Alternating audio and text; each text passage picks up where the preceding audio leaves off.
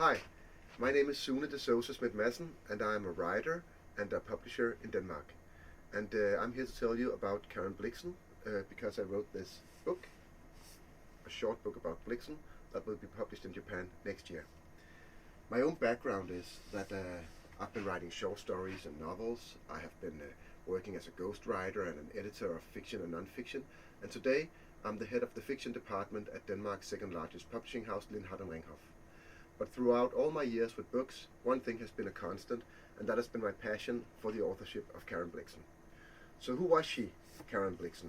She was a Danish writer that was born in the late 19th century, and she grew up in a very entitled background with rich parents, but she, as a woman, was not entitled. So she was homeschooled, and she wanted to become an artist, which was not common back in the day. She worked with painting, she worked with drama, but she never really succeeded. And disappointed with all of this, she decided to go to Africa. In Africa, she was married and she had a farm that never really came to work. Her marriage went apart, her farm went apart, and in the end, she returned to Denmark at the age of 48, broken down, divorced, poor, and moved into her mother's house. There she had a chat with her brother, and she said, I can do three things. I can look after crazy people, I can cook, and I can write stories. And her brother saw some of her stories, and he urged her to try and get them published. Now, she wrote her stories in English under the pen name of Isaac Dinesen, so she decided to send her stories to an English publisher. And she succeeded, and overnight she became an international author. Nobody really knew who she was in the beginning, and nobody in Denmark knew her, but that was certainly to be changed. Karen Blixen has become probably the largest Danish author in the 20th century. She is still read widely around the globe, and her house, or the house that she lived in, her mother's house, has today become a museum. That was where I got to know her, as I worked on the museum when I was still a student of literature. And I became intrigued by her authorship that always balanced between the existential issues of what it is to be a human being.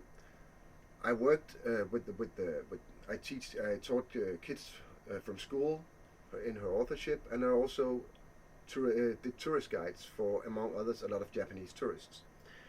And next year this book will be out in Japanese, so I cannot really give you a full version of what her writing is all about, but one thing I always do when I have guests in the rooms at her house is I take them out into the garden, and here is a sun clock, and on the sun clock there's an inscription that says Nunquam umbra sine luce, never shadow without a light.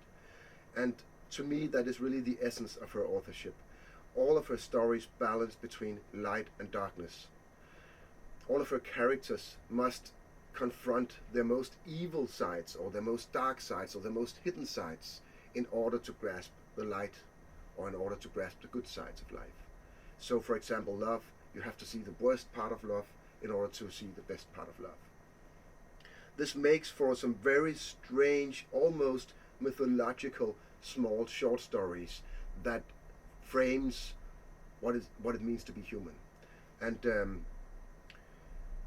well, I finally wrote my thesis in comparative literature about her, and I called it Felix Cooper, or The Fortunate Fall, referring back to the fall of man in the Old Testament.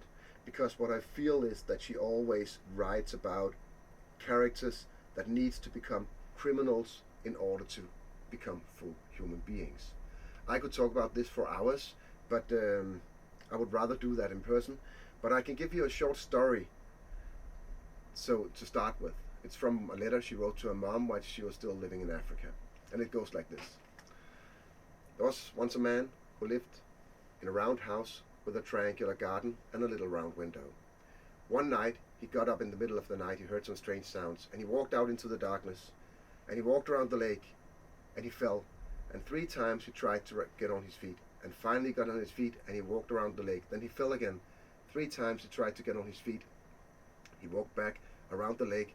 He saw that the water was pouring out, and he made a dam. And then he returned to his little round house with the triangular garden. And when he looked out the little round window the next morning, he could see that he, with his nightly wanderings, had drawn the picture of a stork.